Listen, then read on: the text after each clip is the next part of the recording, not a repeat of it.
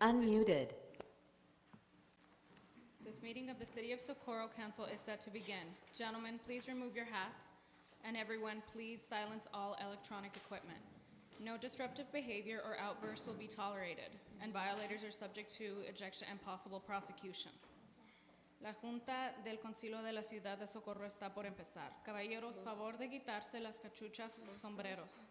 Y todos, favor de poner en silencio todo equipo electrónico. No se va a tolerar ningún tipo de comportamiento prejudicial o revoltoso. A quien no siga esta regla se le sacará y puede ser infraccionado. It is 6:02 p.m. This meeting is called to order.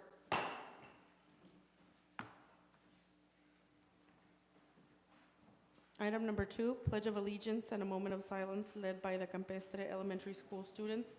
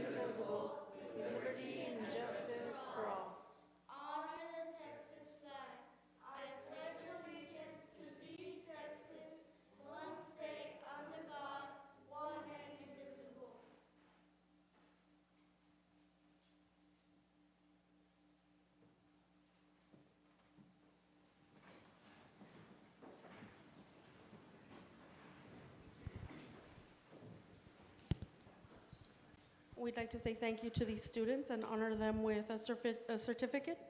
Would Mr. George Rios please step forward?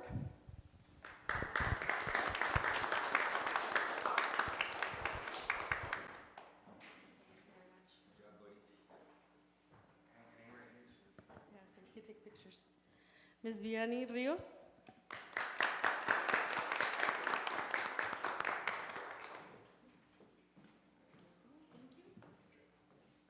Julián Ríos.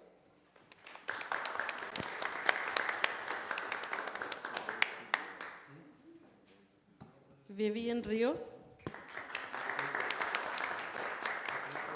Thank you very much. Stay right there. Big smiles for pictures. Yeah, looking up. Come on.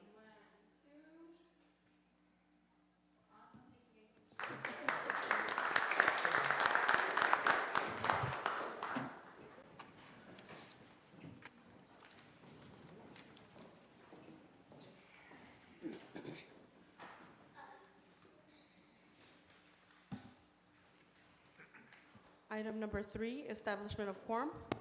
Ruben Reyes. Yes. Cesar Nevares. Here. Alejandro Garcia. Here. Mayor Ivy Avalos. Here. Rudy Cruz. Aye. And Ivan Colom Villalobos. Here. Mayor, we have a quorum. Thank you. Item number 4, public comment. Mayor, we have 2 speakers. Our first speaker is Rafael Perez. Mr. Perez, you have 3 minutes. Okay. Yes, hello. First of all, okay, thank you, okay, to all the city of Socorro staff for allowing us, okay, to be here. Thank you. Okay, yes, my name is Mr. Rafael Perez. I'm on behalf of Mr. Bertoldo Ramirez concerning the item that was originally number 35 for the property that's for sale here just across the bridge at 116 South Buford, right in the corner of Alameda and Buford. Okay, we were wondering, okay, if the city of Socorro would be interested in purchasing the property. Mr. Bertoldo was wondering, and of course it is negotiable. So that was what we were wondering. Thank you. Okay. Yolanda Lorsberry.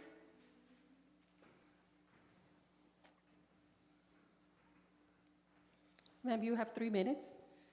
Yes, good afternoon. I purchased a house at 10050 Socorro Boulevard. We are in the process of redoing that historic house. But in the past 5 months, well, since May, there have been 5 accidents, 5 hits by my neighbor. Our house was hit before we moved in. The church has been hit twice. We got hit March 25th. I want to ask you, what can we do? How can we be protected? We are all innocent bystanders. Unfortunately, the person who was involved in that accident deceased. We had talked about this between our neighbors, and we were all frightened. I am trembling right now because I said to our neighbors, one of us is going to be next. Until somebody dies, it might be me. It might be me. There was a little short movie, that's not a movie, an incident that happened in Houston the day before yesterday. It was in the news. It happened in Houston. This lady and her family were getting ready for school.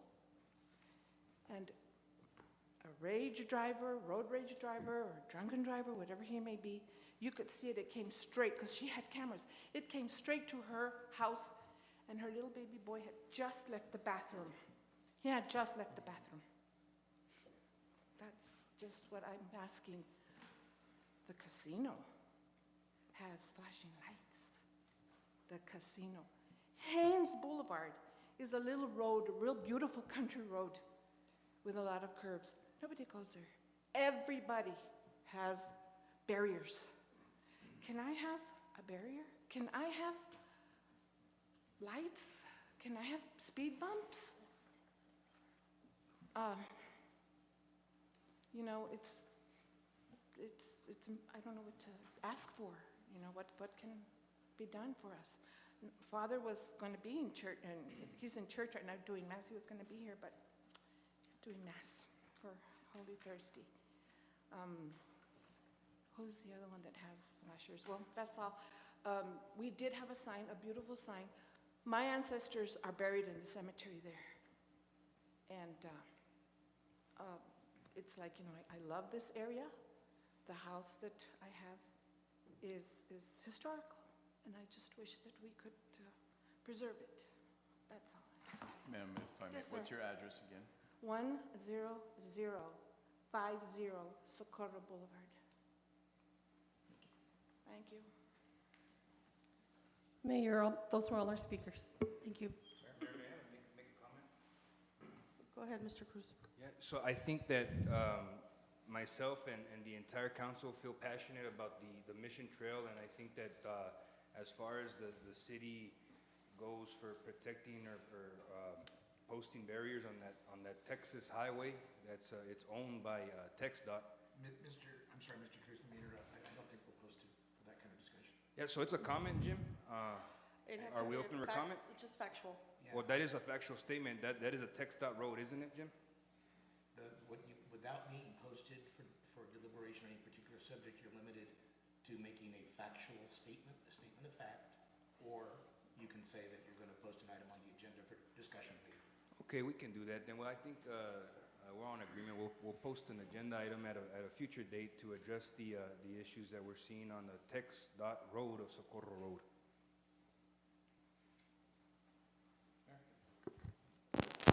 Mr. Garcia? I would like to move item 29, 21, 23, postpone item 5 to the 20th of April, postpone item 30 to the 20th of April, and delete item 20. Is there a second? Second. Ruben Reyes, Yes. Cesar Nevares, Yes. Alejandro Garcia, Aye. Rudy Cruz, Aye. and Ivan Colom Villalobos. Yes.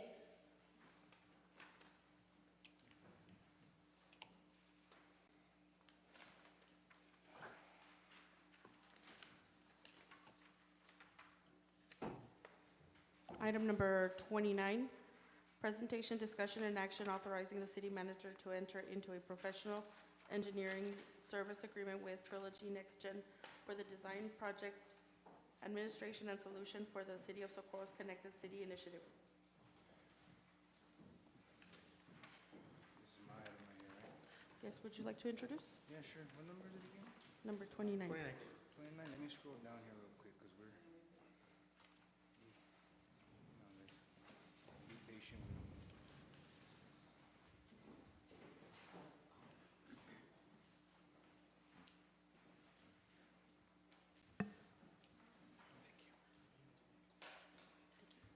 So we have the gentleman here, thank you. We have the gentleman here from Trilogy Next Gen that are going to provide a brief presentation, and we decided to move this presentation up. I know they have some flights they need to catch and get back home, but I feel that this is the City of Socorro's opportunity for us to take advantage of the opportunity in one, establishing a smart city.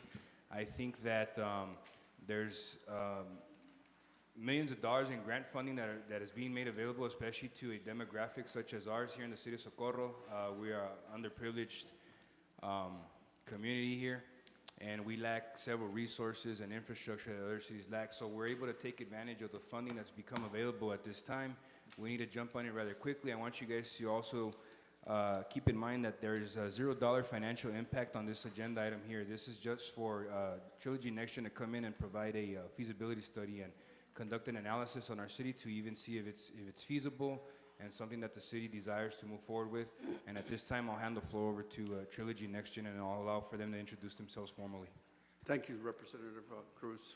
Thank you, Mayor. Thank you, Council. Thank you for having me. Thank you for giving me the time to present this presentation about Mission Connected.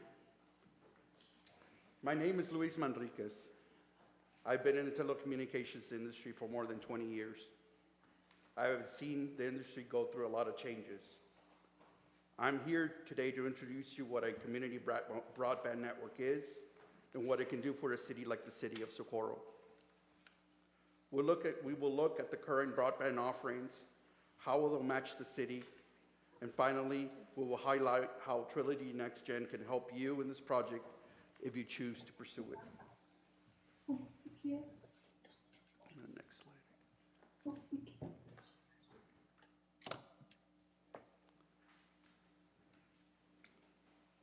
What is the community broadband network that 500 other cities like Socorro have deployed and now own?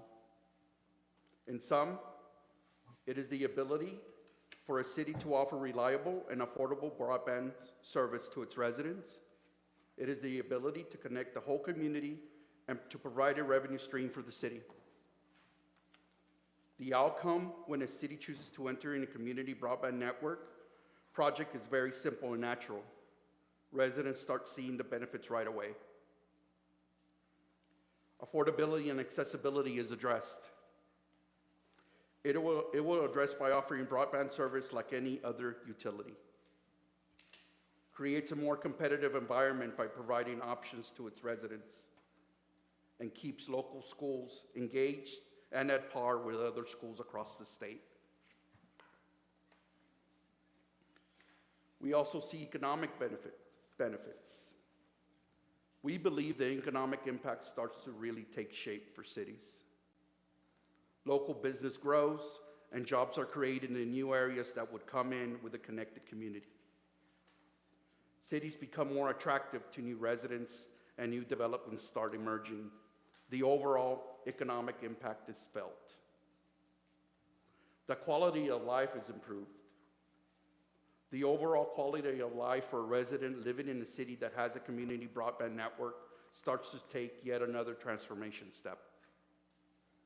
We start seeing benefits in public safety, security, and utilities. Emergency alerting applications are enabled. Applications for license plate readers are deployed. Improved emergency response times for first responders. Efficiency in public works and services by enabling IoT applications. Education is affected as well. High school graduations rates climb. Teacher engagement increases. Most importantly, the overall cost of living is reduced by having a reliable and affordable option for the city. Next slide. Thank you. Why should Mission Connected be a focus for the city of Socorro? Why a CBN, as we call it? We think the answer is obvious. A CBN will close the digital divide by offering affordable, reliable broadband service to all its residents while elevating its identity and providing a solution for decades to come. Why should the city of Socorro do this now? We believe that today is the right time to take the first steps towards this transformation. We know that state and local funding opportunities are going and are available to make these projects like this a reality. However, we all know this funding will be available for a limited amount of time. Next slide, please. The benefits that a connected Socorro could offer are limitless after a transformation is complete. A connected city of Socorro will have experiences, economic growth, and enhancements for its residents to enjoy. For example, off-campus e-learning opportunities for students, telehealth, city-connected spaces like libraries and parks will have robust connectivity. Parks can have connected events like streaming movies. The city can host learning experiences at Nuestra Señora de Concepción so the younger generation can learn the deep history of the city of Socorro. The city will attract new innovative business. For example, attracting advanced manufacturing and farming businesses that use IoT applications to be more efficient. This could drive the ability to one day down the road have a free trade zone in the city of Socorro. Socorro can experience some enhancements to city-provided services in public transportation, utilities, law enforcement, and fire departments. You can even traffic flow management and monitor and benefit from a dedicated network. Next slide. Here is Socorro's current connectivity. This is a quick snapshot of what is currently available in the city of Socorro. We know Spectrum and AT&T are the incumbent providers. We also know their price points in the city of Socorro according to some research. In contrast, we also know some information about the city of Socorro according to some census data. We know the population, median income, number of households, the poverty rate in which it's well above the national average, and most importantly, we know that 40% of its residents are estimated to be unserved or underserved according to the FCC guidelines. The growing dynamic city of Socorro. Regardless of its connectivity limitations and options, Socorro is growing rapidly. The unemployment rate is down, business is growing, and its school district is very dynamic. According to last year's data, the school district is growing at a pace where 700 students are added every year. However, we know that 2/3 of the students are economically disadvantaged. We understand that Socorro can expand and grow in surrounding areas. We also know that a community broadband network can enable the city to achieve some of the goals in the city's master plan. In sum, we believe that a connected city of Socorro can fast-track the city's full potential even more.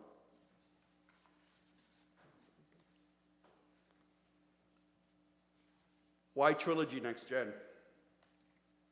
Trilogy Next Gen was formed in early 2020 as a technology arm of a media broadcast company to merge wireless and broadcast technologies. However, the pandemic struck the world and the digital divide became very pronounced. Today, Trilogy Next Gen has a vision to connect the world in a reimagined way.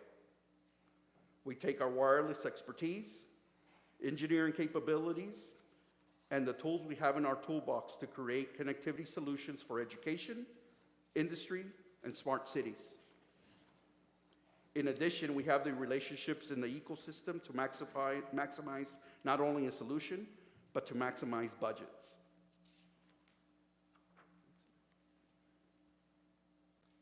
Trilogy Next Gen is an end-to-end solution provider.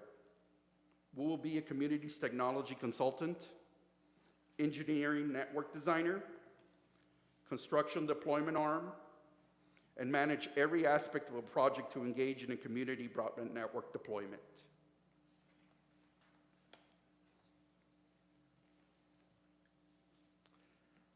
Let's take the first step. On approval, we will proceed in providing an end-to-end community network proposal that would include a feasibility study, cost estimate, deployment plan, and a deployment plan for the city of Socorro at no cost. Thank you. Any questions? Thank you. Questions? Motion to approve? Second. Ruben Reyes? Can I ask council for clarification? Is the agenda item, as I understand it, is to authorize the city manager to enter into an engineering service agreement with Trilogy? Is that the language that's used on the agenda? Yes, sir. Is that how it's stated? Yes, sir. Yeah, so I think, what is it that we're using? Yeah, that's correct. The answer to the question is yes. My concern is if, two things. There's a specific recipe for procuring engineering services.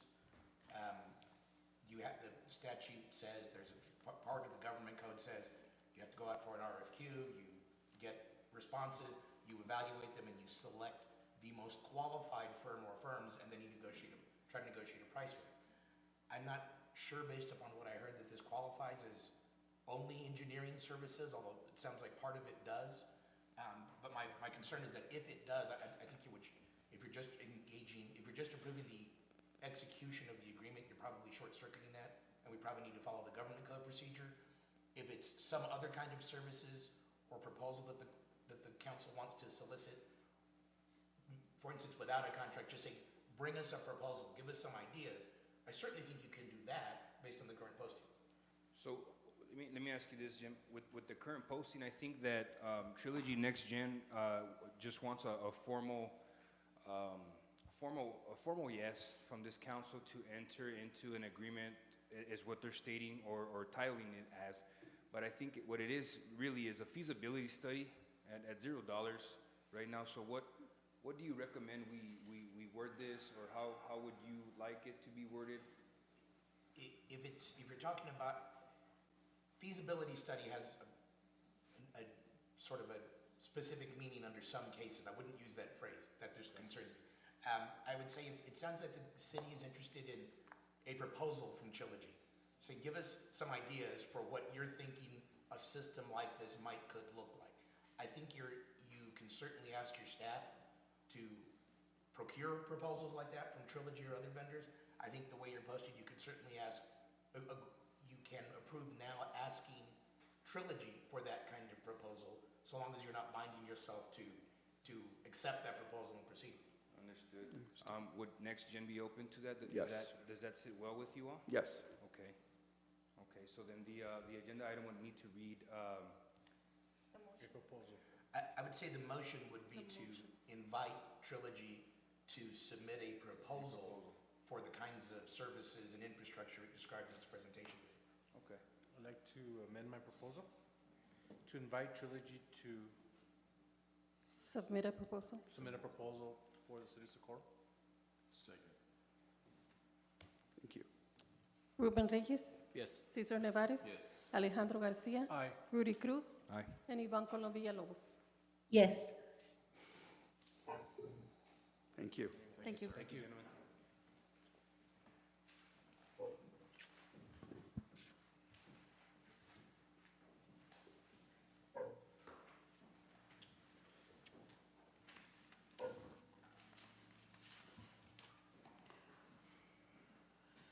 Planning and Zoning Department, item number 21, presentation, discussion, and action to approve a resolution 745 authorizing mayor to sign the advance funding agreement and Exhibit A in relation to the Railroad Federal Signal Program improvements on behalf of the city of Socorro. Good evening, Mayor and Council. Lorraine Quimito, Planning and Zoning Director, City Planner. The item today is requesting the City of Socorro allow the mayor to sign an agreement with the TxDOT in concurrence with their granting of a railroad signal improvement at the railroad crossing of Moon Road. My predecessor, Mr. Gallinar, met with and coordinated the process with Jose Madrid, the transportation engineer with TxDOT. These improvements would be to add sidewalk and improve the road leading up to the crossing. There is no cost to the city. And if you have any questions for staff or Mr. Madrid from TxDOT, he is available as well. Mr. Cruz? Hey, good evening, Mr. Madrid.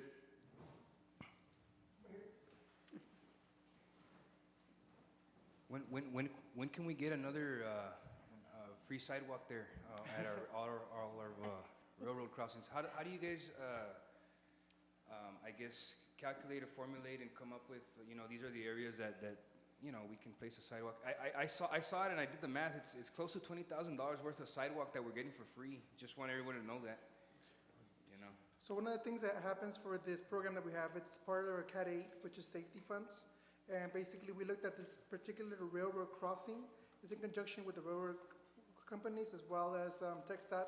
And we looked at specific crossings that had either like an accident or brought up a concern from anybody. And we set up a diagnostic meeting with them.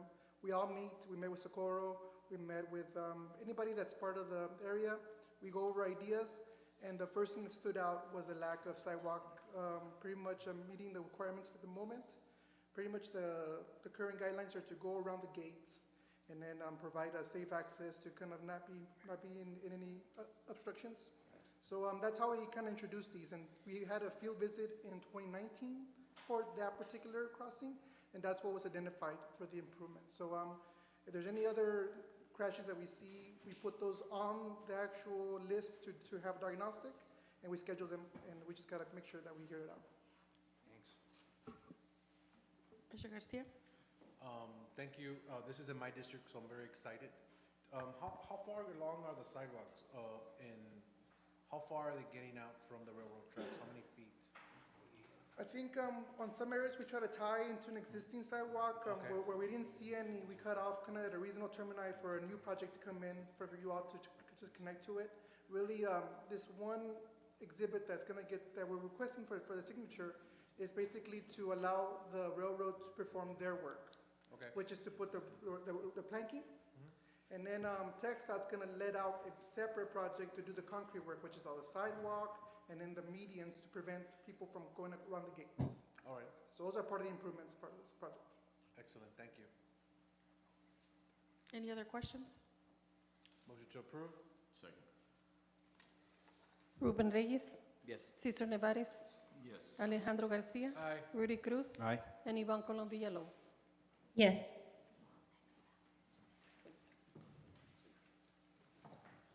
City Manager, item number 23, discussion and action to approve an interlocal agreement and bylaws for the public transit through the El Paso Area Transportation Services Local Government Corporation and authorize city manager or her designee to execute agreement. good evening, Mayor and Council. We did receive the agreement from the LGC. So this agreement provides transit services to the city of Socorro. We have had several presentations from the county regarding the local government corporation. We went through the contract and we identified some issues. But we do feel that the contract is a little too vague. It's giving us, Socorro shall present a relevant study by a qualified transportation consulting firm for any service changes. We also have, if any notice is given less than 90 days from the beginning of EPAT's fiscal year. That contradicts with Exhibit B for fiscal year '24. They're saying that they will calculate for the fiscal year how much the city's gonna pay 60 days prior to the fiscal year ending, meaning that I've already missed my 90-day window. And also they have, Socorro shall be responsible for the infrastructure required to close any gaps for pedestrian connectivity to the shelter facilities. So also another concern is that we're going to be stuck with that cost. And we do know that most of our bus shelters that are existing are not ADA accessible. So meaning if we don't have the money, does that mean we're not gonna get a shelter? And they can't make the improvements without it meeting ADA accessibility. So those are just concerns. I just do feel that this contract, we're going in blindly, the way it's written right now. Those are our concerns from staff. We do have Mr. Serna here from the El Paso County that is able to answer any of your questions, if you all have any. Mr. Garcia? I went through this and I had a lot of concerns about this. Some of them mirror Ms. Rodates. First and foremost, we're gonna pay the lion's share, which is 12%. But then we pay the lion's share, and we have very little say in where these roads go. Bear with me, I have a long list. The service is agreed between the parties, but EPATS shall reserve the right to change the service in its sole direction in the future. EPATS shall notify Socorro in writing such changes no less than 6 weeks before any such change due to come in effect. EPATS shall approve the service plan, including any service change and budget for each fiscal year. Adjustments to routes, alignment services, fare, new infrastructure, related items are provided TTIs, detailed reports, studies, with ultimate goal to improve the transit service during the implementation. So what it's telling us is that they're gonna change it at their will. That is I don't like that, I'm sorry. If we're gonna pay $500,000 yearly for somebody to tell us how to run our own bus or our own transit system, I don't know how we can look at our taxpayers and say, we are using your taxpayer money, but you cannot tell us where the bus routes are gonna be. There's another one which tells us that even if there is, if I could find it, EPAT shall approve a service plan including any service change in budget for each fiscal year. Adjustments to routes, alignment, service area, fare, new infrastructure, and related items are provided by TTI's detailed reports, studies, and ultimate goal to improve the transit service. During implementation, these are subject to change due to unseen circumstances such as right-of-way, timing, conflicts, funding, related services, initial proposed change. So what we're telling us here is that if things change, if something doesn't go their way, then guess what? We're out of routes. So there's a lot more here, and I won't bore you with more details, but I find it very difficult to see any of our constituents in their face, in facing them and say, we're gonna spend $163,000 10 days from today. We don't know how much it's gonna be in the coming years because they didn't put the fiscal year for the coming years and the cost, but they did project it at $500,000 per year, and that's $500,000 coming out of our budget that could go to a lot of the different things, like we just spent $700,000 on sidewalks. So if somebody has something different, then please let me know, but this is very difficult to swallow right now, and I see Ms. Ruda at this point. So we do have Ms. Reina Mayorga on the line in case you all have any questions for them. And Mr. Cernas here. Reina Mayorga with El Paso County. Are you guys able to hear me? Yes, ma'am. Okay, I want to make sure that I understand your concerns. So hopefully I explained this correctly. I want to ensure that we all don't know our fiscal year 24 contribution amount right now, so I can understand that how it's uneasy to want to come in and join without knowing that contribution. I don't foresee that the costs are going to be extremely more for fiscal year 24.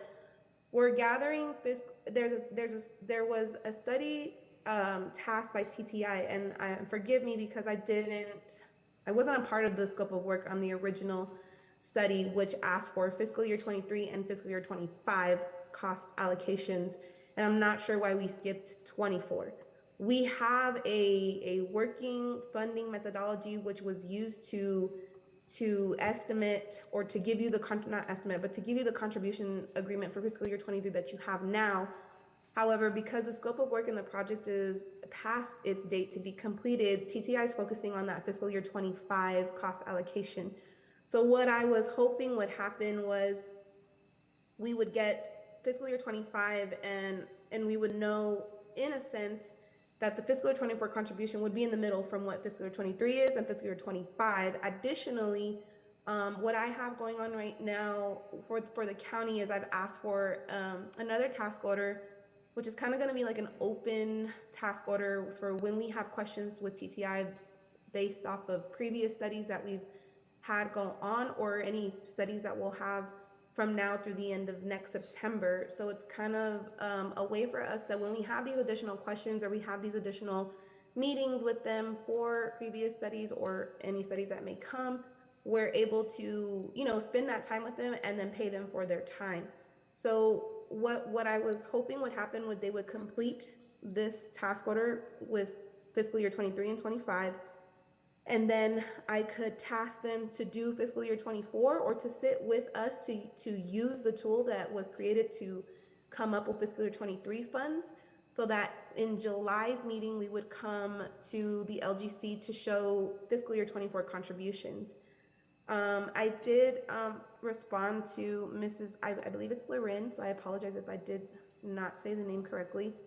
Responding to the 60-day, 90-day, I'm still trying to get with legal. Unfortunately, the question was proposed today, and legal counsel for the LGC had other matters with litigation that they tend to, so I wasn't able to answer the contradiction there.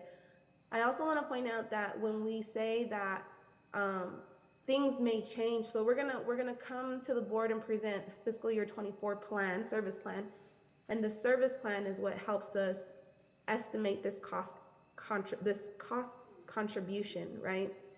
So we want to do X, Y, and Z in fiscal year 24. Let me backtrack for fiscal year 23. There was, we launched the implementation in the new 30-31. We made changes to 20 as proposed, and kind of not to the fully scoped preposition. So what happened was when we launched 30-31, proposed 30-31 asked for peak and off-peak. So we wanted, and we ran it that way. The problem that we faced after implementing that was we realized by doing peak and off-peak, we should have also had like a dial-a-ride service in place so that during off-peak, we were able to reach the communities who weren't being reached during peak. So we had to make that sudden change. Hey, we don't want to not serve this community anymore. And we're not there yet to offer the fully proposed implementation service. We didn't have dial-a-ride, but we still want to make this change. So we lengthened the routes to make sure that we were still, going to those communities, Ascension and Las Colonias, because this is the example that I'm giving. And so that's when we say, well, we had to kind of make this change. We didn't want to lose service to communities. That's kind of like where we're saying it may change due to unforeseen circumstances. So that's a learning experience. Moving forward with implementation for other routes, we're definitely keeping our eye on that. Are we losing service? We're not ready to do peak off-peak as proposed entirely, but we do want to start to make these changes, get the community used to the new routes, the new configuration, the new timings, and then we can offer the peak and off-peak, hopefully in a year when we have that dial-a-ride or general demand response service to accompany it. Location changes may be 6 feet from where we propose the location because maybe there's a utility issue or a right-of-way issue. And so I think this was more so written because in order for us to continue implementation, it's gonna be difficult to wait every quarter for EPAT's board approval. I don't want you to feel that we're not taking into consideration Socorro. It's up to EPATs, just like it reads, and that means that it's the board of EPATs. So who you guys designate as your representative would be there on major matters that would come to the table. Hey, I may feel like there's a major change that needs to happen, and you know what? I'm gonna ask you guys to call a special session. Let me get your advice. How do you want to move forward with this? I hope that I've answered your questions. I'm still here, so let me know how you feel. Mr. Cruz? Yeah, so I have a question for our city manager. What's keeping us from not being able to go back and renegotiate the terms of the agreement, or the deadlines that need to be met? I can see the county is kind of trying to get ink on paper, but at the same time, I'm hearing the concerns of our staff and some of the councilmen here on the table. I just want to know, before I say yes or no to something, I want to know if we can potentially come back and revisit, and if so, this would pretty much afford me the opportunity to make my decision and either postpone this item, table the item, or decline it. But So my understanding from the emails we received is that they are reporting back on April the 19th, right? So we don't have a council meeting till April the 20th. However, we do agree to this agreement. We have 10 days to pay the $115,000. I really do feel that we don't have enough information in the agreement in order for us to move forward.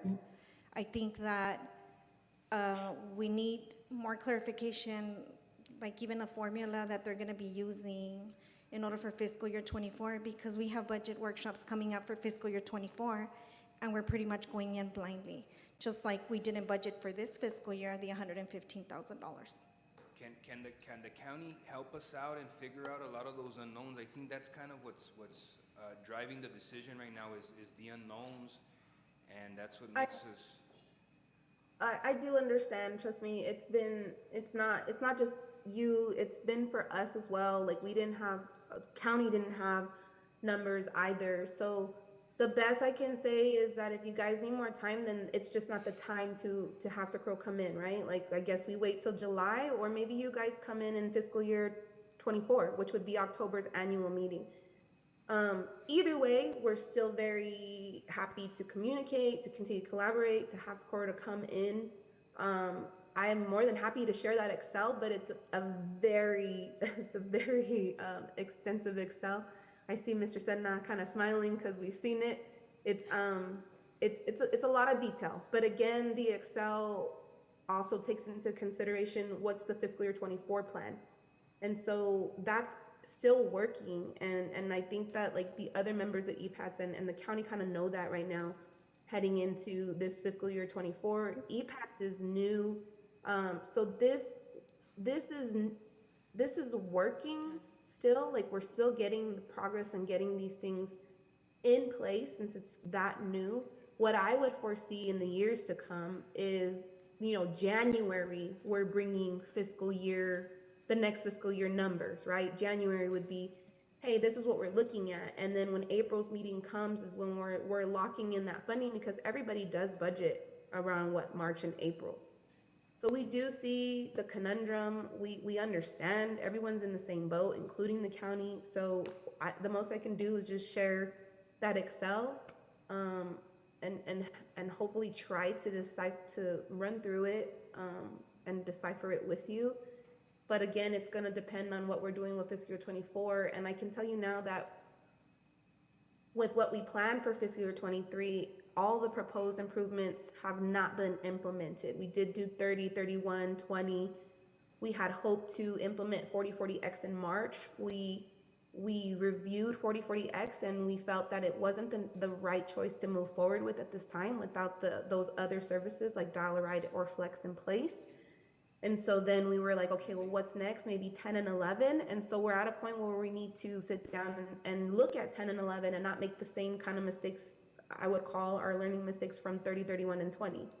Then we would go out for timing, and hopefully we can implement 10 and 11 by July, but that's behind our schedule for fiscal year 23. And that's what I'm trying to say, that we can plan for these proposed changes for fiscal year 24, and I could hope that I have the manpower and the capacity to make those improvements as we set it forth, but I don't know that it would happen that way. We are short-staffed right now, and it's Jesus and myself pretty much for transit, and it used to be kind of a group of 4, and so we're in the process of transitioning and getting people there to help us. Additionally, at the next meeting, we also will be getting the COGS agreement signed, which the Council of Governments is going to act as the fiscal and administrative agent for the LGC. So hopefully that helps El Paso County Transit staff, because then we can start to do the transition to have the COG be the fiscal and administrative agent. As of right now, it's Jesus and myself working as essentially administration for the LGC. So that does take up our time instead of being able to focus on our implementation and improvements on via the county side with my county hat on.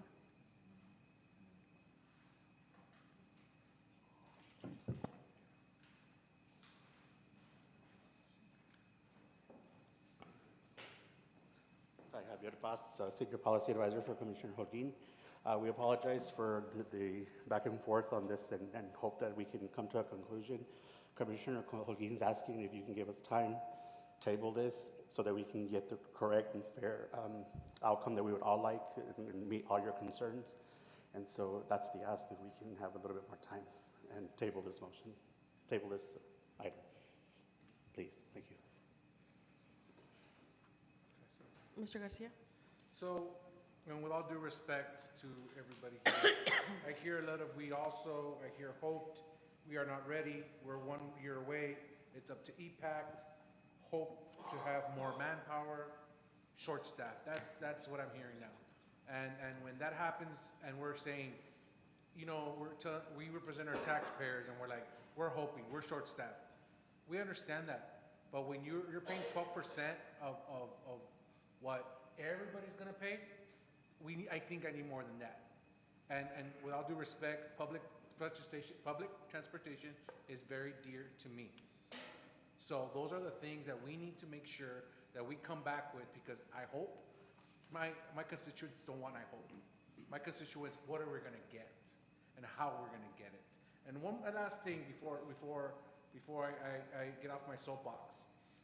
Also, and this is Exhibit A, all the services will be implemented as traditional fixed route county bus service and will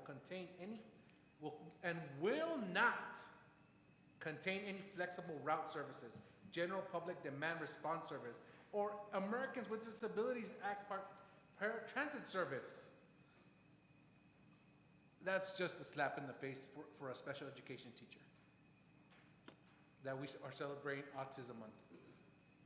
So there's a lot of work to be done here. And I'm sorry, I have to or I'm a little bit, it's just, when you see ADA, I think about my kids in the future, how they're gonna get around.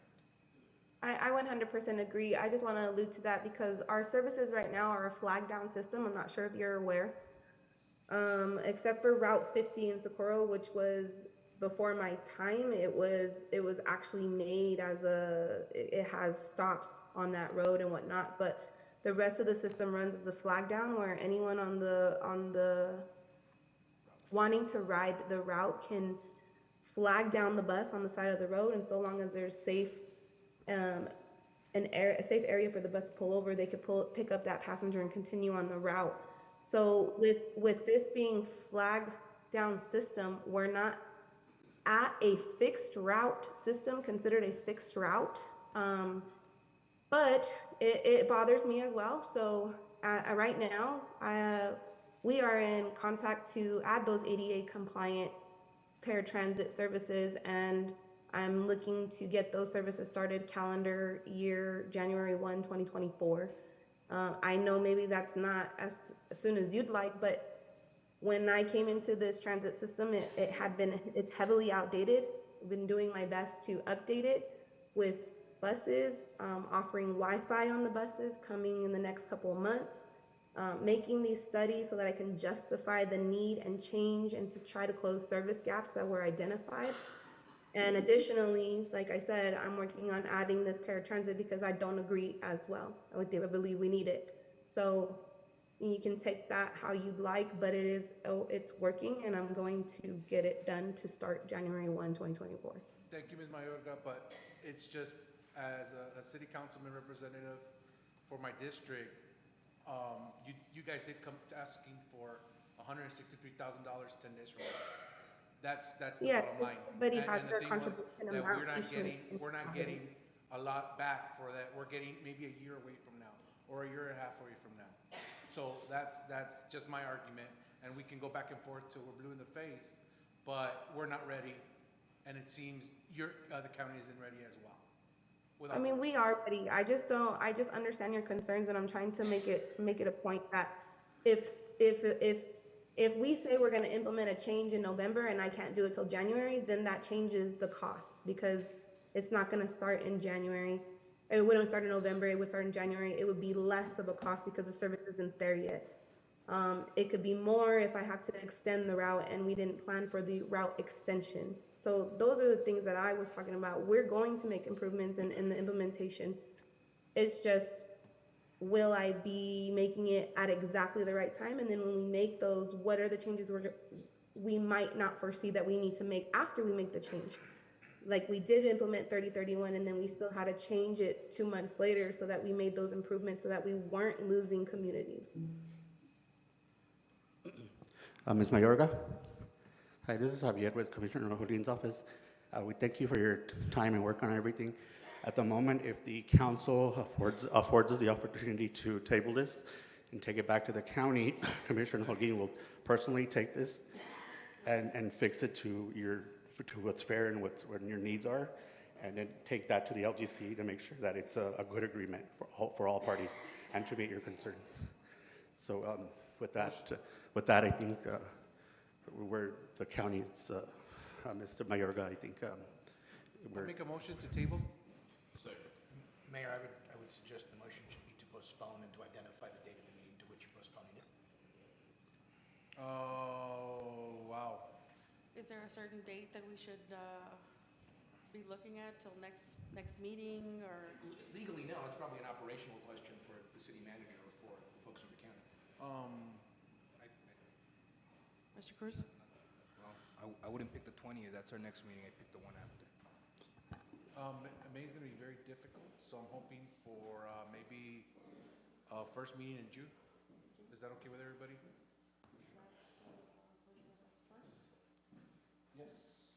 I'd like to postpone this item till June 1st of 2023. Second. Ruben Reyes, Yes. Cesar Nevares. Yes. Alejandro Garcia. Aye. Rudy Cruz. Aye. And Ivan Colom Villalobos. Yes. thank you. Thank you.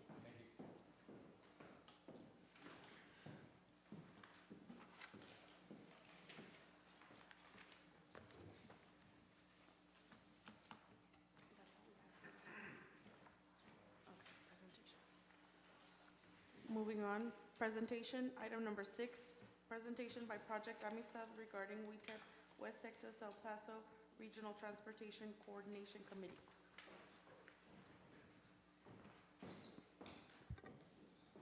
Good evening, Mayor and Council. Aside from my duties here at the city, I am the chair of the West Texas, or WETEP, organization. Here before you, we're going to do a presentation regarding our services, kind of along the same themes of transportation, specifically with the 5310 funds that affect Socorro. For those of you who are unaware what 5310 funds are, is we're dealing with funds that provide transportation for those with mobility issues, as well as those for senior citizens. At this time, I'd like to bring up to the podium Mr. Javier Bañales, who will lead us in Project Amistad's presentation. Thank you, Victor. And I believe you're going to be getting a copy of this regional plan, but I can proceed with the presentation. Mayor, welcome. Thank you very much for the invitation, members of City Council. My name is Javier Bañales. I am a member of the West Texas El Paso Regional Transportation Coordination Committee. For short, we usually use WTEP, which is just WETEP. And so, as you can see, it's a rather long name of the organization, but again, we just go by WETEP. So when you see WETEP, that's who we're talking about. It's a Regional Transportation Coordination Committee, and it has to do with regional planning. Thank you, Victor. And so to begin the presentation, first of all, the genesis of this committee goes back to the 1990, the signing of the American with Disabilities Act by President George W. Bush. The ADA, American with Disabilities Act, mandated that reasonable accommodations be provided to elderly persons and persons with disabilities. This is something that had been in the works for a number of years. There were advocates promoting that the federal government pass legislation that would address services for elderly and persons with disabilities. And so again, in 1990, the American with Disabilities Act was passed and became law. However, as any time a law is passed, there's always a need to enhance it because there may be some gaps that are found within that legislation. And advocates for these populations, again, elderly and persons with disabilities, began to realize that there was a disconnect between transportation services and social services. Usually, transportation services focus in transporting a person from point A to point B, and that's it. Social service agencies focus in providing direct services to individuals.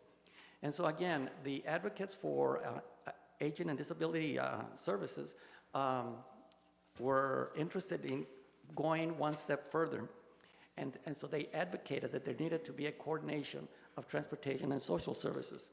And so about 10 years later, in 2003, the Texas legislature required that coordination of public transportation services funded through federal and state and local services work to coordinate their services, to communicate and to have an ongoing dialogue so that services could be improved. In 2004, only a year later, the federal government called for a reduction of duplication in federal-funded transportation services and to expand access to transportation services, again, for elderly, persons with disabilities, low income, others. For example, veterans eventually came into this fold. And in 2005, federal transportation bill called for establishing locally developed coordination, public transportation and human services transportation plans, which is where the regional planning developed. A year later, TxDOT was given the responsibility of coordinating the development of the regional planning throughout the state. And so they contracted with local agencies to develop a regional coordination plan for each of the 24 state planning regions. Next. In 2006, El Paso County, the Area Agency on Aging, and Amistad, a 501c3 nonprofit agency, came together and were the entities that established the West Texas El Paso Regional Coordinating Committee. El Paso County became the lead and fiscal agent, and so they coordinated this activity during the early years of the establishment of regional planning. The first regional plan was done in 2007, and it was a 5-year plan. Then there was a second 5-year plan, a third 5-year plan, and we're now into the fourth 5-year plan, which is what has been distributed to you. This is the most current regional plan that has been developed. In 2017, Amistad became the lead and fiscal agent to continue the implementation of the Transportation Regional Plan. And in 2022, TxDOT approved the regional plan for the year 2022 to 2026. So during this entire period, there has been different regional plans that have been developed. Again, the most current one is the one that we've just distributed to you. Next slide, please. As you can see, the regional areas that are covered by the 6 county regions is West Texas, pretty much the 6 counties. There are approximately 24 regions, and each of them have a regional planning committee. They have different names, but basically they have the same regional planning responsibilities. And so the purpose, next slide. The purpose of the plan is to coordinate, is to eliminate waste in the provision of public transportation services, to generate efficiencies that will permit increased levels of service, and to further the state's efforts to reduce air pollution. TxDOT, through their Public Transportation Division, is responsible for monitoring and guiding and funding the continuation of this regional planning group. Next slide, please. So we ask ourselves, why do we need regional planning? Well, it is to plan for a more efficient and effective network of public transportation services. It is to identify resources to get people to desired destinations, to have communities come together to develop 5-year transportation human services plans, and to identify inventories of transportation resources available. And also, again, complete comprehensive needs assessments and gap analysis within the region. And this is done by bringing together the agencies, the entities that are either non-for-profit or governmental entities so that they can plan and coordinate their activities.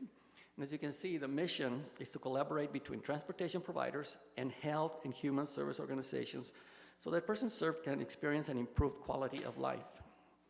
The vision is that persons within West Texas El Paso, 6-county region, will have access to social services that include customer-centered, dependable, and convenient transportation.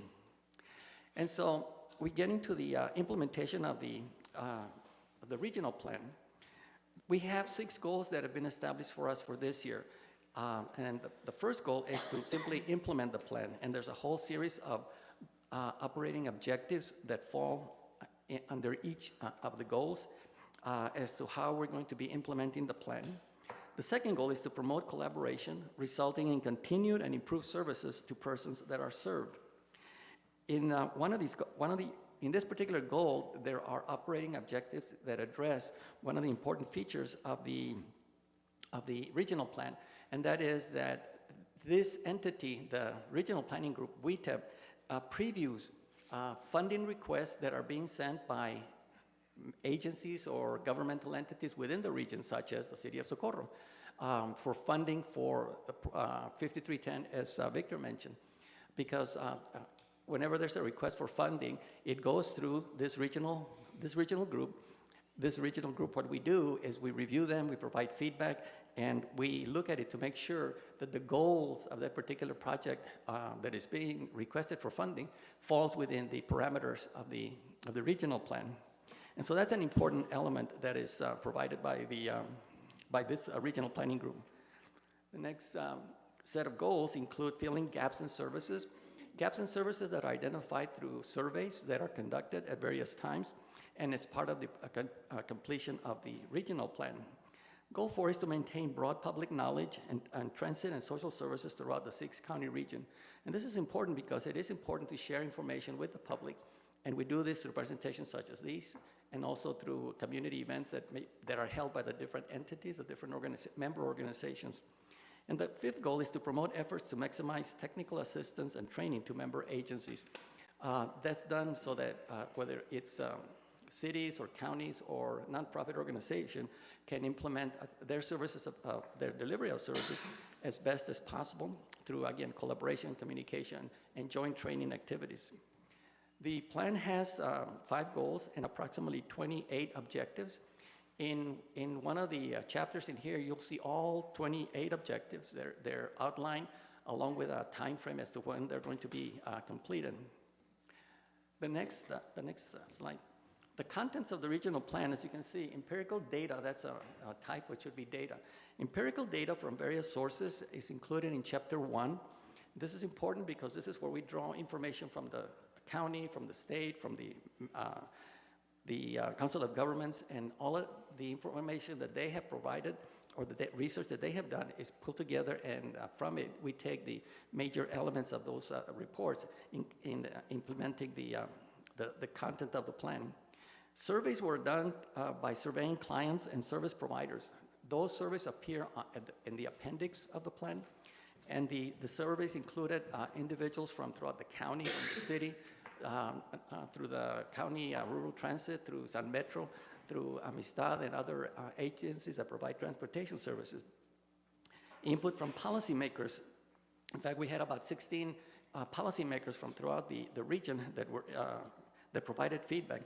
In fact, Mayor, as you may recall, was one of the individuals that we interviewed to get their perspective as well. On Chapter 1, page 13 is in fact where the mayor's comments are included. And you'll see the other 15 are a cross-section of the region policy leaders from here, as well as from one of the rural counties that participated. Chapter 3 covers gap analysis, where we identified some gaps and where we're going to be looking at working and communicating with the various member agencies to fill those gaps. Then there's also performance measures on Chapter 8, along with planning sessions with member agencies and vehicle inventories that is included in Chapter 9. In 2019, we had a transportation summit, and these are the activities that we had. We had over 120 individuals. The person you see on your right is Eric Gleason. He is the TxDOT director of transit for the state of Texas. And so he came down, was the keynote speaker. You can see the areas of content that was provided. On the next slide, you see some of the members that attended that seminar. And the goal was to have had one in 2021. However, COVID, as you know, affected us and we did not have it. The thought is to have it next year, now that COVID appears to be behind us. You see representatives that participated in this transportation summit, including dialysis centers, Avistad, Mary Group, one of the agencies here within the city, 211 Rio Grande, the Health and Human Services region number 10.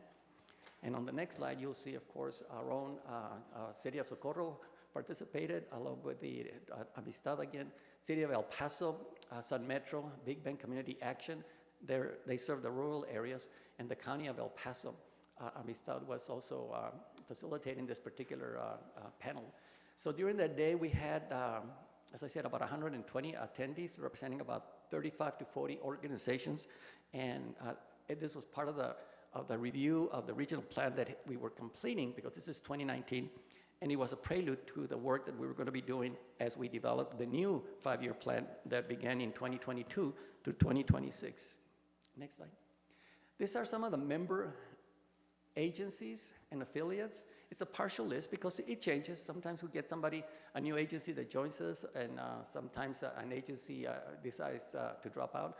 You'll see a good cross-section of government entities, County of El Paso, a Metropolitan Planning Organization, TxDOT, and then again, you see some nonprofit agencies. You see the Area Agency on Aging, South Central New Mexico Regional Transit, and also the New Mexico Family Services.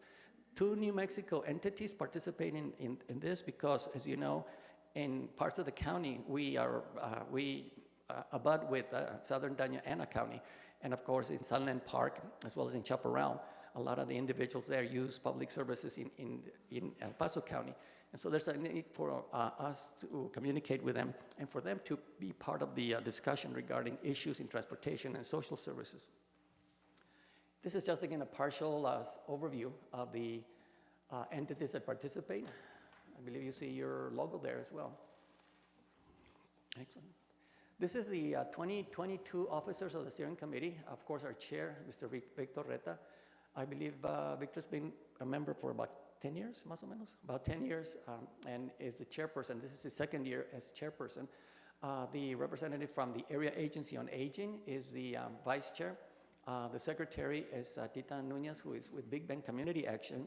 They provide services in the rural counties, so their main office is in Alpine. And then you see members of the steering committee. We have 1 vacancy actually in the steering committee, but you see 2 representatives from New Mexico, myself from Amistad, and then a person from Sun Metro, Astrid Berner. We meet at least 4 times a year, sometimes more than that. That's the minimum. We probably meet about 6 times a year. This last year when we were working on this, because this took a whole year to complete, we were meeting pretty much on a monthly basis. The steering committee meets as needed. The meetings are held at Amistad in El Paso. As the lead and physical agency, the role of Amistad is to coordinate the activities and ensure that there's documentation, that the meetings are held, and provide the staff support to the members. And of course, as I mentioned, special meetings are held as needed. And we have a website to access it. Anyone can go to the Amistad website, since Amistad is the lead and physical agent. And on the homepage, there's a link to the West Texas El Paso Regional Planning Committee. They can click on that and then access information about the work that we do, along with details about the regional plan. And so the purpose of visiting with you is because one of the goals is to visit with public entities and promote as much as possible the information and letting you all know that some of the agencies, for example, your city, Sierra Socorro, is one of our member agencies that participates in this regional planning, gets together with the other member agencies and communicate, coordinate, do some planning for training sometimes, or activities and events. And we promote each other's agencies. Be more than happy to answer any questions.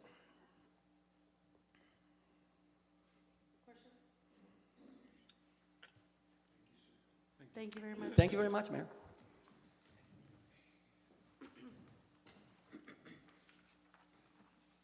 Item number 7, presentation, Habs Historic American Building Survey Photography of Bracero Reception Center. Good evening, Council. As you're well aware, our Braceros project has gained a lot of traction and attention throughout local media. I'm proud to say that Mr. Robert was one of those people that heard about our Bracero program. He does work with the National Park Service, and I'm going to let you go ahead and let him explain exactly what it is he does and what's going to happen in this summer regarding our Bracero program. Go ahead. Hi, everyone. Can you hear me okay? Yes. All right, great. Thank you. Hi, my name is Robert Arzola, and I'm an architect with the Historic American Building Survey in Washington, D.C. As Victor said, we're part of the National Park Service. And what HABS does is we create an archive of significant American architecture, engineering, and landscapes for a special collection at the Library of Congress in Washington, D.C. This summer, we're going to be working at the Bracero site with Victor, and we will be producing measured drawings of the site, a historical report, and large format photographs of the site for the Library of Congress. The large format photography component has already been done. Late last month, we sent our photographer out to the site who took over 70 photographs of the Bracero Reception Center site and is currently working on processing them, and those will go to the Library of Congress. This summer, actually on the 31st of May, I have hired 2 young Latino architects who are interested in preservation who will be coming to Washington, and then we're going to go down to El Paso or Socorro, and we're going to spend a week in the field documenting the site with a laser scanner and hand sketches and hand measurements so that we can come back to Washington and create a set of measured drawings of the site. We're also thinking about doing some interpretive drawings that talk about how the site was utilized and how people were processed through the center. We also have a historian that will be working in Washington this summer who will write a historical report on the significance of this site for the Library of Congress. The Habs Hair House collection in the Library of Congress is accessible to anyone. It is free of charge. All drawings, historical reports, and photographs are copyright free and in the public domain. And everything is made accessible online through the Library of Congress website, so people from all over the world will be able to see the drawings, history, and photograph of the Bracero Reception Center. The interns that will be working with us this summer are being paid. They will spend their summer in Washington, the 1 week in Socorro, and the rest of their 10 weeks in Washington, where they'll be able to explore the city and meet other people that are interested in historic preservation. So we're very excited to share this news with you. This is all being done at no cost to the city of Socorro. This is all a National Park Service initiative with one of our partners, which is called the Environment for the Americas. And we're just really excited and wanted to let you know that we'll be working there this summer with Victor and other people at the reception center site. And we just look forward to sharing our documentation with everyone. And eventually, probably by the end of the year, everything will be complete and we'll send it all to the Library of Congress. In addition to when our photographer was out in Socorro late last month, in addition to taking 70 photographs of the reception center, he also visited 12 other historic sites dealing with Mexican-American heritage and culture in the Segundo Barrio, and took photographs of other sites as well for our collection. The last time we sent a photographer to the El Paso area was in 1973. So it's been a while, and we wanted to thank Victor and some of the other staff, Diana Rodriguez, as well as Estelle Padilla and Magda Maurenia, who helped us with the document, getting access to several of the sites in the Socorro area, helping our photographer out while he was in the area. If anyone has any questions about the process or what we're going to be doing, I'm happy to talk about that. Once again, we'll be down in your area on the 31st, working through the weekend and staying there until the 5th of June. And then we'll produce the drawings back in Washington, D.C.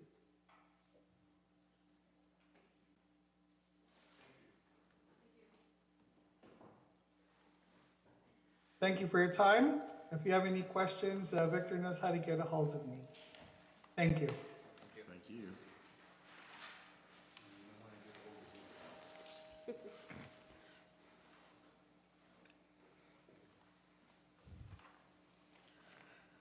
Moving on to consent agenda. Do we have a motion? Motion to approve. Second. Ruben Reyes, Yes. Cesar Nevares, Yes. Alejandro Garcia, Aye. Rudy Cruz, Aye. and Ivan Colombia Lopes. Yes. Okay, moving on, regular agenda, public hearing and ordinances, Human Resources Department, item number 15, discussion and action to approve the amended Ethic Review Commission bylaws. Good evening, Mayor and Council. Our HR Director, Carol Candelaria, is feeling under the weather, so I'm filling in. City Manager, Adriana Rodarte. The Ethics Commission voted to update its bylaws to make that it would allow if a commission member is a subject of an ethics complaint, the city manager shall assign 2 members of other city commissions to serve on the commission during the consideration of the ethics complaint. A quorum for that purpose of such a complaint shall consist of the 2 members of other city commissions and 3 members of the Ethics Commission. The city attorney shall advise the Ethics Commission during its consideration of such an ethics complaint. After consideration of the ethics complaint, the 2 members of the other city commissions shall have no further duties or responsibilities on the Ethics Commission. Legal has reviewed and the Ethics Review Commission approved this change on March 15, 2023. Do y'all have any questions? Motion to approve. Second. Thank you. Ruben Reyes, Yes. Cesar Nevares, Yes. Alejandro Garcia, Aye. Rudy Cruz, Aye. and Ivan Colombia Lopes. Yes. Grants Department, item number 16, discussion and action to approve a memorandum of understanding MOU with Lift Fund, Inc. for the purpose of promoting the 2023 Grow Now program. Do you have a motion? Motion to approve for discussion. Good afternoon, Mayor and Council. Alejandra Valadez, City Development Director. We're requesting your approval on an MOU with Lift Fund to assist them with promoting and enrolling Socorro small business owners or entrepreneurs to their 2023 Grow Now program. Lift Fund is a nonprofit financial organization. They provide technical assistance and also financial assistance to small businesses. The Grow Now program is a business accelerator program. I believe it's 5 two-hour sessions that small business owners and entrepreneurs go through, and they cover topics like, accounting, marketing, all of those things to get their business either going or expand their business. At the end of the program, the participants that do finish the program will receive a free Chromebook to assist with their business activities. The city Lift Fund will actually pay the city a flat fee of $2,800 to assist with this promotion. That amount will go back into the general fund. Motion to approve. Second. Ruben Reyes. Yes. Cesar Nevares. Yes. Alejandro Garcia. Aye. Rudy Cruz. Aye. And Ivan Colombia Lobos. Yes.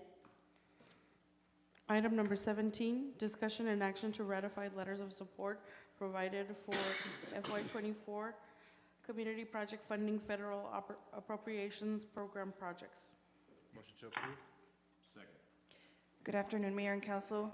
We're requesting your approval to ratify these letters of support that were provided in support of FY 2022-24 community projects that were submitted by the City of Socorro and partners. The City of Socorro requested two projects for funding, and the Rio Grande Council of Governments submitted a project that was collaborative on behalf of several law enforcement entities in the West Texas region. The two letters that had to be signed are included in your backup, and the reason why they were submitted before requesting City Council approval is because we only had 2 weeks to prepare and submit the community funding proposals in order to be considered. So we weren't going to make the deadline if we waited until the City Council meeting today. So does it still need approval?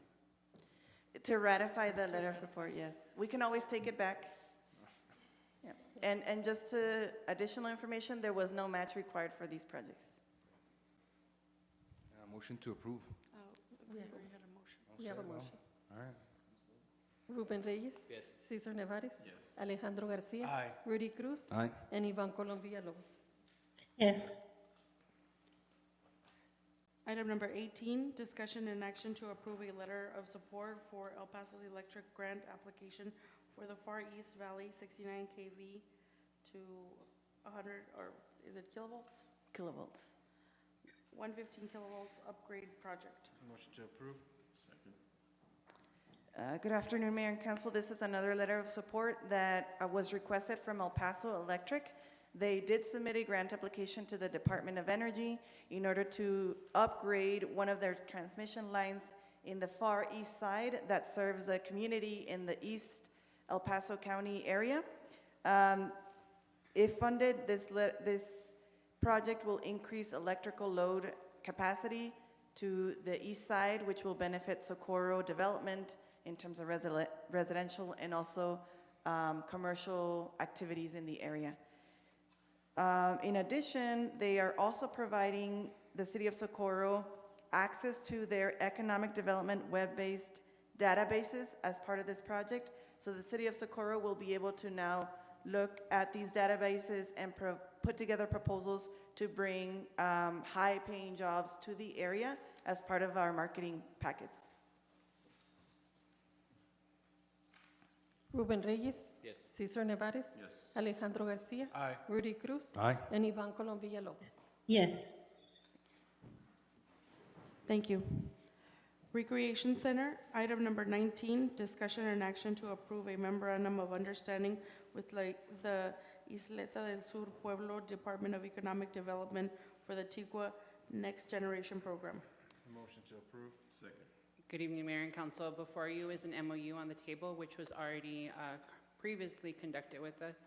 However, post-COVID, they changed a few things in their wording. This allows us to work with the tribe to go ahead and get their younger tribe members some job skills and help with job placement. We did it in the past in 2017 with much success. The young members of the tribe do get to know how to run an office, organize themselves, time management, event management, public relations, and get an understanding of how our city works. I'm happy to answer any questions if you have any. Ruben Reyes. Yes. Cesar Nevares. Yes. Alejandro Garcia. Aye. Rudy Cruz. Aye. And Ivan Colom Villalobos. Yes. Thank you. Planning and Zoning Department, item number 22, discussion and action to waive the vendor permitting fees for Alfonso Saldaña to sell produce at 116 Buford Road. Good evening, Mayor and Council. Mr. Saldana came to our office asking to submit a permit application for a itinerant vendor. When the planning clerks went over the fees, he felt that they were very high, and they kind of defeated the purpose of him trying to supplement his business by adding this additional vendor location. When asked if there was anything that he could do to address that very high fee, we mentioned that he could come to the council and ask that fee be waived. He submitted the application as well as the confirmation that the location at Buford allowed him, gave him permission to set up at that location. So we present that request to you today. I don't see Mr. Saldana in the audience today, so I can answer any questions that. Here. Ms. Villalobos? It's hard to waive fees, because everybody has to pay them. I understand his concern, and I understand for somebody that sells fruit or a fruit stand, this could be a stiff, a fee. My question is, it's a yearly fee, correct? There are two options. You can pay by the day, or you can do an annual fee. For this case, the annual fee is $500. And that was what Okay. he was requesting. Okay. My thing is, we could go back and revisit these fees, and maybe do 6 months, half, and another 6 months, another half. That would help tremendously for them to be able to still operate and not pay the full amount. If council would agree to something like that. Also, maybe revisit these fees. I know we just changed them a year ago or less than a year ago, but, you know, we did increase them. We increased them, but before they were a different fee, now they're higher, and I guess it's error and trial. So if council would entertain that, looking at the fees again, or maybe, I don't know if we can, Mr. Martinez, request that this fee get paid in increments of 2 payments every 6 months. I'm sorry, half every 6 months. You're probably not posted for that quite precisely. If you wanted to instruct staff, for example, to say, go prepare an amendment to the ordinance that does that, I would suggest post an item that addresses that. That way you've given notice to the public that you're considering revamping the ordinance. Mayor, if I can, in general, our general advice is, let me back up. Fees are different from taxes. Fees are intended to reimburse the city for the cost of providing a service. Right. So it's supposed to reflect that cost. Because of that, we generally advise against waiving fees for any purpose, and then unless there's a very specific reason spelled out in the ordinance itself.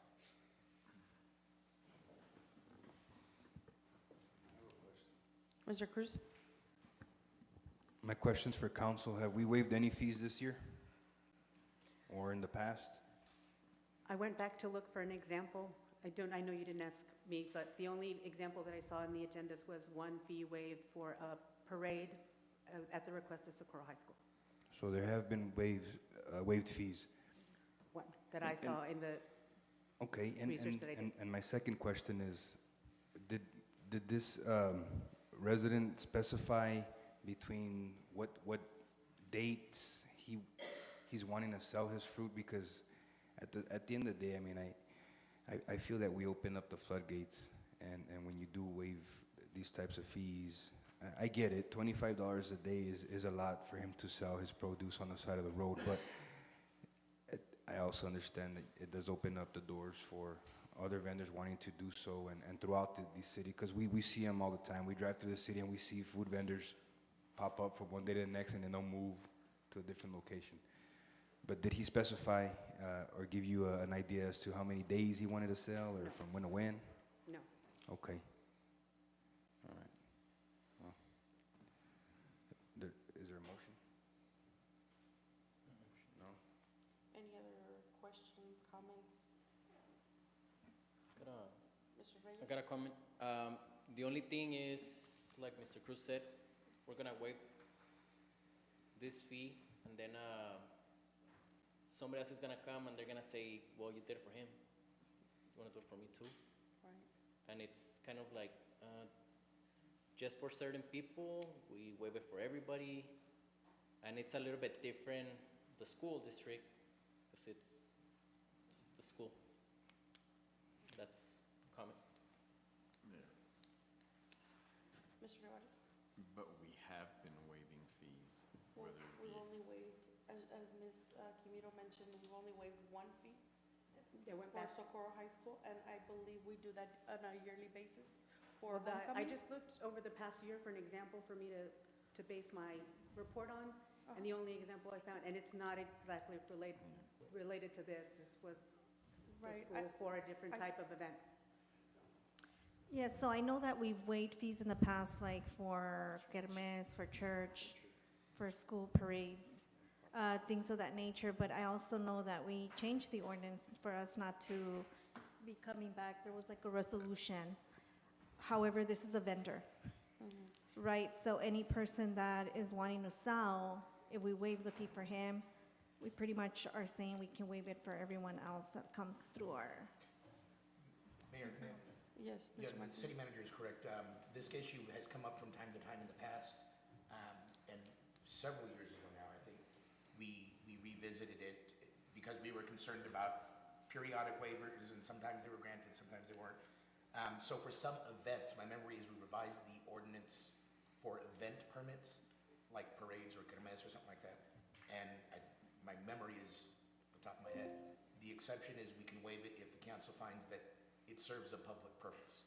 Like it's gonna be a parade where thousands of Socorro residents are gonna go. Right, that's where we waived, I believe, every year, the homecoming parade for Socorro High School, where, I mean, pretty much tons of Socorroans come out, and it's for the benefit of everyone. I think that's true, and then my memory is, it's not every year, but occasionally the church applies for a waiver for the procession. yeah, those are every year. Right. Go ahead. Just a suggestion is that we do have Socorro Sundays, which is, I believe, a $20 vendor fee. And that's a suggestion as well. I'll offer that to him. Do So I we guess have a we're not motion? waiving the fee today. Yeah, motion to deny the waive. Second. Ruben Reyes, Yes. Cesar Nevares, Yes. Alejandro Garcia, Aye. Rudy Cruz, Aye. and Ivan Colom Villalobos. Yes. Thank you. Moving on, City Manager, item number 24, discussion and action to approve Resolution 746, appointing City Planner Lorraine Quimito to act as a director on the El Paso Area Transportation Services Local Government Corporation. Motion to approve? Second. Mayor and Council, we're going to ask if we can postpone this till June 1st, because it goes in conjunction with the agreement of the LGC. Well, could she still go to the meetings? Well, because there's no. just one more meeting, correct? Correct, so there is no agreement in place in order for her to, right, so we haven't said yes to the program. Okay, all right. So that's why postpone to postpone? the, They're not gonna wanna see us there. huh? They're not gonna wanna see us there. Do we have a motion to postpone? Motion to postpone Second. Till till June 1st. June 1st. Ruben Reyes is absent, Cesar Nevares, Yes. Alejandro Garcia, Aye. Rudy Cruz, Aye. and Ivan Colom Villalobos. Yes.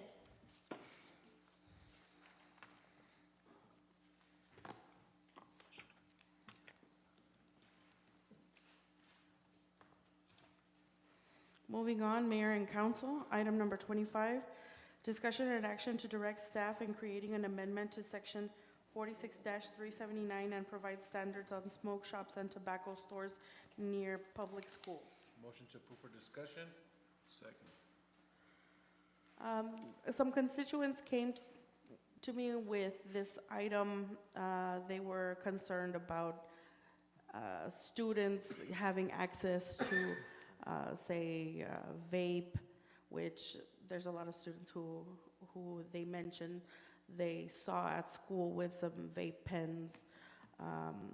It's also, I believe in the past, there was concerns with cigarettes and students going to school, way in the past. So I've got a letter if you'd like to hear. This is from Mr. Jose Luis Giron Jr., he's a teacher. And it states, as an individual with strong ties to the community of Socorro, I have seen our community take positive strides to impact our youth through after-school programs and workshops that are geared to be positive influence in their lives. As a Socorro High School alumni, class of '94, and an SISD teacher of 22 years, I have seen our community be challenged in many ways, to include modern age drugs that have not only destroyed the individual but his or her family. I have seen firsthand how this modern day drug, THC, has taken control of students that were A students and turned them into addicts of a high that destroys their daily routine and makes them zombies. With that being said, the criminal act has been upgraded to a felony and has the following consequences. If an individual has less than 1 gram of THC wax or THC oil, can result in 2 years in state jail and up to $10,000 fine. If you are found in possession of at least 4 grams but less than 400 grams of THC wax or THC oil, then you can be sent to prison for 2 to 20 years and fined up to $10,000. As a concerned citizen, father, and educator, I am fearful of the outcomes a smoke shop would have at a walking distance from a campus with a capacity of 3,000 students. I believe the potential addiction in our campus and community would increase because of centralized location and availability of supplies needed to be addicted to THC. I'm not saying this particular business cannot open in the community of Socorro, but the close vicinity can hinder the academic growth of our students and open up situations that could hinder the good name of our community and create a necessary problem for the benefit of several individuals' economic growth. I believe this location was manifested with a strategic plan in place. And he then states some articles. I don't know if you'd like to take them down. He states Teen Vaping, the Complete Guide for Parents from Newport Academy, and How Did My Vape Pen Land Me a Felony Charge, and other THC-related questions from Conroe Criminal Lawyer blog, August 7th, 2020.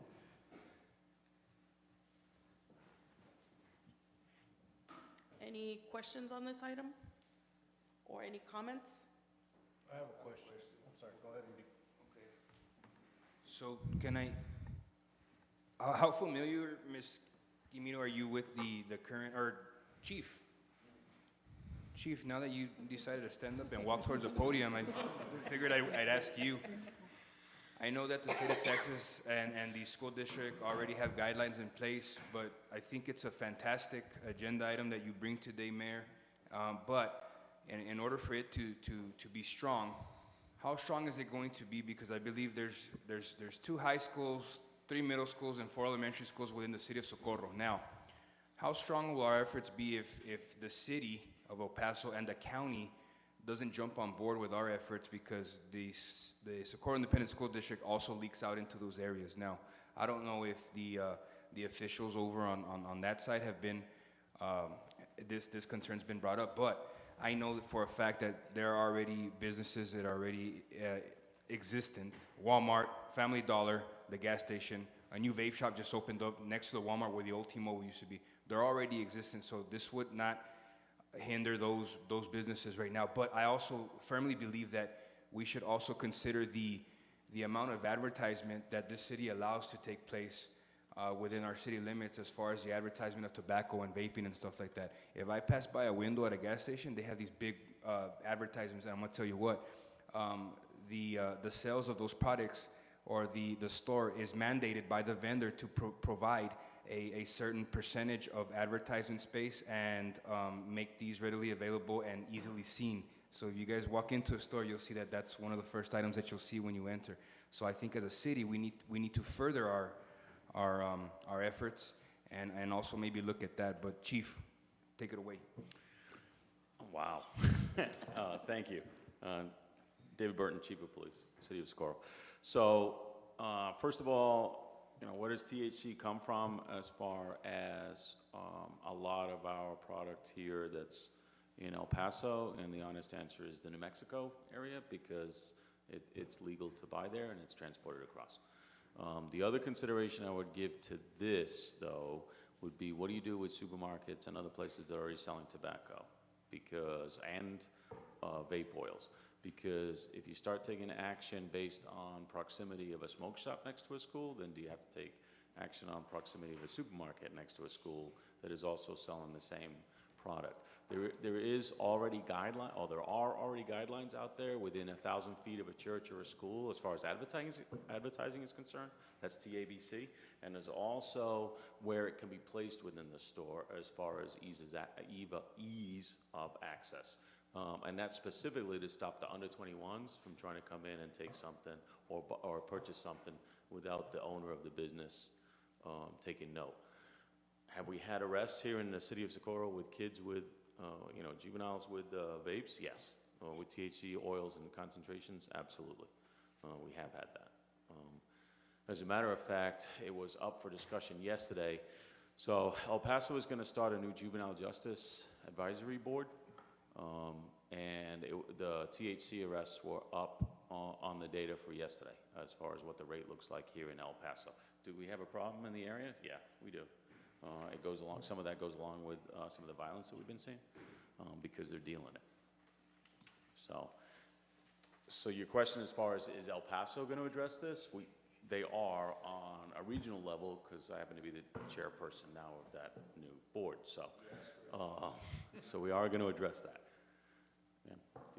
Oh, okay. I thought you were going to. So the only thing I would caution you on is if you're going to select a business, just be careful of the other businesses that also, sell these products along with other items that are in the store. So, my question is, that's probably exactly the question. If we banned, the smoke shops, and we don't ban Walmart from selling them, there's a liability there, right? Am I mistaken? I don't think it's asking Well, for a banishment, what- I think. Or, What happened, it was within a certain range. no, yeah, but the thing is that Walmart is across the street from Right, so I Socorro High, and Sanchez is, and that's my, so that's my concern, that if Walmart sells vapes, then are we just, targeting smoke shops? So what I spoke to Mr. Larte about was the ones that were already in existence would have a grandfather. They wouldn't. The new ones that came up would be affected because they couldn't be in that specific range. So the new Walmart that we built would not be able to do this? Mr. Martinez, were you gonna say something? Yes, Mayor, I guess my thought would be, whether or not a particular property is grandfathered in the way you've described, it depends on what the change in what the amendment is. I mean, it depends on what you're regulating. What kinds of products? Is it just a question of distance from other facilities? Is it a question of, the hours in which they can be sold, how they can be stored in the market? I mean, there's that many things. My suggestion is, because there's so many possible permutations, if council is inclined to pursue this, my suggestion would be to ask staff to go develop a proposal, because I think that'll take some legwork. Okay. And we'd have to work with them to kind of figure out, okay, well, what proposals, what kind of limits are feasible, which ones aren't, what is a convenient, reasonable way to do this? Right, so we'd have to take it back to Mr. Larte, to staff, to see what else they could add so that we wouldn't be liable, basically. I think that's, the liability is certainly one thing you would want to consider in doing that. Okay.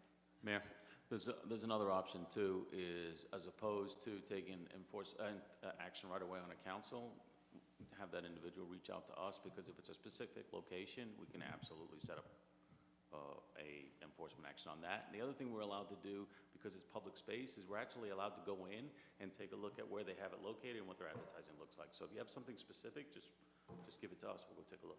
And they shouldn't be selling to minors. Right. Of course, yeah. Right. We do have 18-year-olds in school. taking them into Socorro High School.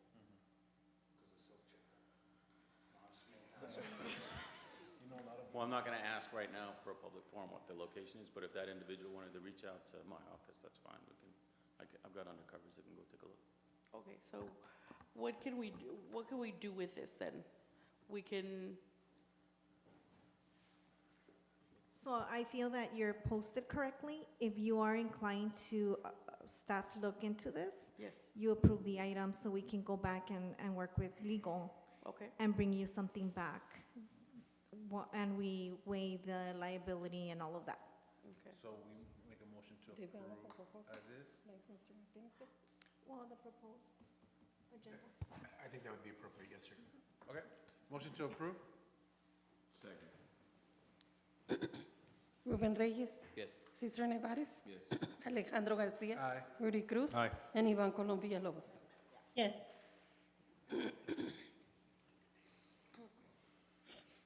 Item number 26, discussion and action to approve Mayor Avalos to use the city vehicle to travel for the Rio Grande Council of Governments meeting in Valentine, Texas on July 28th, 2023. Motion to approve? Second. I don't think this needs an introduction. It's just the Council of Governments is meeting in Valentine, Texas on this specific date for their meeting, and so the mayor of Valentine was requesting that we meet there. Do you have another member of council traveling with you? Not at the moment. Okay, I have a question. If anybody would like to, come, they're more than welcome to. Yeah, Jim, I have a question for our legal, Mayor. May I? Yes, Mr. Cruz? So for items like this, if we can already, because Mayor usually travels to the same areas every time, does that have to go through like an ordinance to where, like, because we have to be approving these all the time, and I just don't feel like it's necessary, honestly. Like, if we know she's gonna go out there to conduct business, do we really need to approve these types of items? The next item is actually going to address that. To eliminate it? To address that. Okay, let's, specific- all right. To answer your question, you don't need it if it's just for her to travel. The reason you need council approval is because she's proposing to use the city The assets. city vehicle, The vehicle. That's what has to be authorized by council. Under the current ordinance as we have it now, but to answer your question is, you could change that easily to say, look, the city manager can permit one or more vehicles to be used by elected officials for city business, and that would handle it. And I can tell you in larger cities, where there would be too many requests like this, it would bog the system down. Typically, there's a threshold that says as long as it's below, the cost of the city is below, $sign blank, then the city manager handles it on her own. because we don't have a large fleet, we got that, what is it, Tahoe and the 87 Chevy, and that's it. I look good in an 87 Chevy. Okay, do we have a motion? Yes, we do. Ruben Reyes. Yes. Cesar Nevares. Yes. Alejandro Garcia. Aye. Rudy Cruz. Aye. And Ivan Colom Villalobos. Yes. So this one addresses that. Item number 27, discussion and action to approve mayor and any other council representative to use the city vehicle to travel out of town for city business not to exceed 300 miles or 4 hours. Motion to approve? Second. Second. Mayor, may I? The council can certainly approve the kind of policy that is proposed here without any further action. I do think you need an ordinance. I think you need to instruct staff to come back and prepare an ordinance. My suggestion, just in terms of overall legal structures and operational structures, and I would invite the city manager's input, is rather than say council can have a standing ordinance that says council can use a city vehicle for this purpose, I think that is too unwieldy. Again, I would focus on the structure of the city. The structure is you have a city manager, and the city manager hires and supervises people and manages assets, city property, both real property and chattel, what we call chattel personal property like cars. And so my suggestion would be to make the threshold, instead of hours and distance, make the threshold a cost that the city manager, you know, if it's using city equipment by elected officials for city business, as long as it's below, you know, we can pick a number. Total value of $5,000, total cost of $5,000, the city manager has standing authority to authorize that, or something like that. Go ahead. So we currently do have a policy, it just doesn't reflect council. So I think we would need to amend that one. And also the travel, if it's in the budget, unless you want all council's travel to get approved by council. Because if they're traveling out, then it would have to come to council. Does that make sense? Or provide in the policy a threshold. Right. Anything over $500 needs to come to. Unless you get council's approval. And that's the kind of thing, you could address that in a policy, and you know, the city manager would obviously be able to exercise some discretion. You know, yeah, 2 trips to Miami, that's probably a junket. 2 trips to Roswell, that's probably work. So do we have an amount? Council can set it. I would suggest maybe relying on your city manager to develop the proposals to bring back to city council to consider. Okay, so what would be the motion? The motion. We can do We can approve this one and then bring back that other, or in addition to. Okay. In addition to. Oh, just to approve? Mayor. Ms. Villalobos? Ms. Rodarte, I know that you have a limit. What is your limit, my dear? To travel? So our limit is identified in our budget. Right, so we budget for it and we allocate funding. Yes, ma'am. And then sometimes that training goes up, so we address that through a budget amendment. Okay. But I it's our thought maybe we budget, could it's our just budget use that item, formula. line item. Mhm. I just thought we could use that formula to facilitate this issue. Yes, so every department does get a line item for travel and per diem, so does council. However, there is a policy right now existing that doesn't allow council to travel unless they get authorized through the government body. And that was just because of last experiences with last administrations, that they would travel and no one would really know. Or they would go into, asking staff to borrow cars, right? So that, all of that came out in the forensic audit, so. So it sounds like we need to revisit this, and come up with I'm sure we can come up with a very good solution to all this, in my opinion.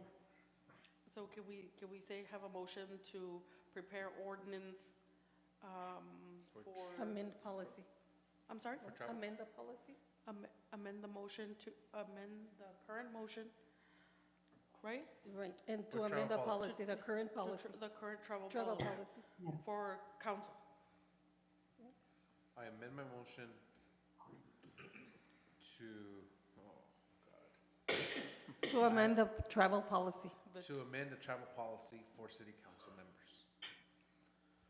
Correct. And your administration will look into that and bring back a proposal for council's consideration. Thank you. Ruben Reyes. Yes. Cesar Nevares. Alejandro Garcia. Aye. Rudy Cruz. Aye. And Yvonne Colom Villalobos. Yes. Item number 28, discussion and action to hereby proclaim the month of April to be designated as Autism Awareness and Acceptance Month, and to have all the city buildings change their outside lights to the color blue for the month of April to promote awareness. This is my item, and I appreciate that we have changed our light bulbs to blue. As a special education teacher, it is personal to me, and I thank the city of Socorro and the council here for letting me do that, and just make sure we know about our students with disabilities and adults with disabilities, and we come bring this awareness for the month of April and hopefully every month. Thank you. Motion to approve. Second. Ruben Reyes. Yes. Cesar Nevares. Yes. Alejandro Garcia. Aye. Rudy Cruz. Aye. And Ivan Colom Villalobos. Yes.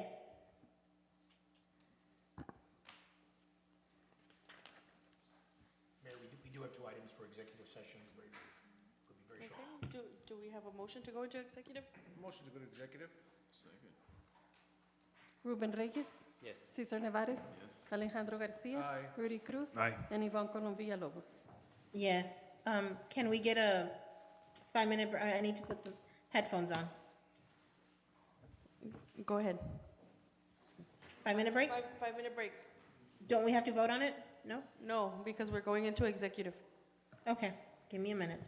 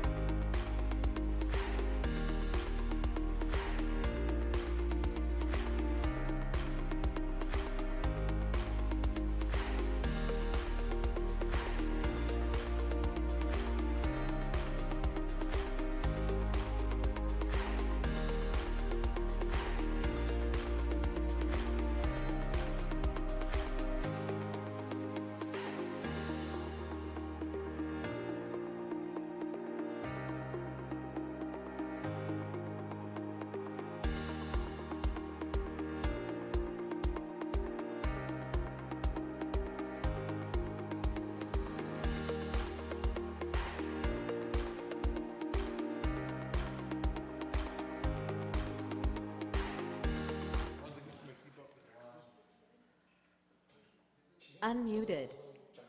It is 8:24 PM. We are back in open session.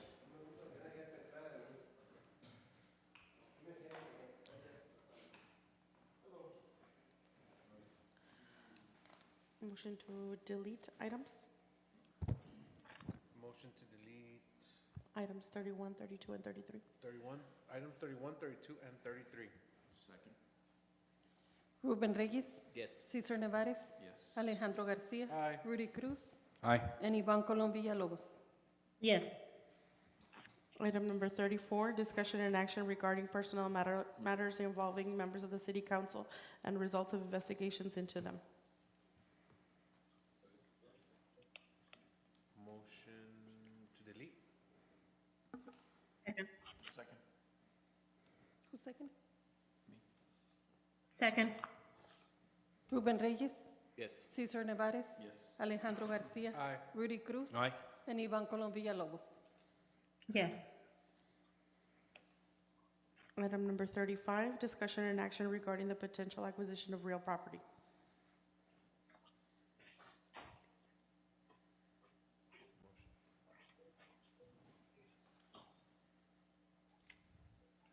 Do we have a motion? So, well, in the past, when it's property and the council decides that they're going to have staff maybe research, Land use. value and stuff like that, or land use, what's been the motion in the past?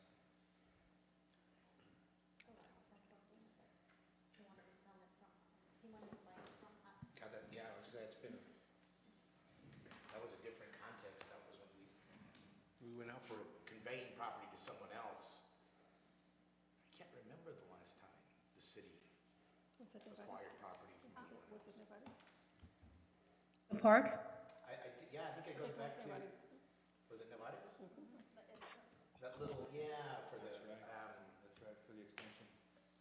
this has been a number of years, okay, so.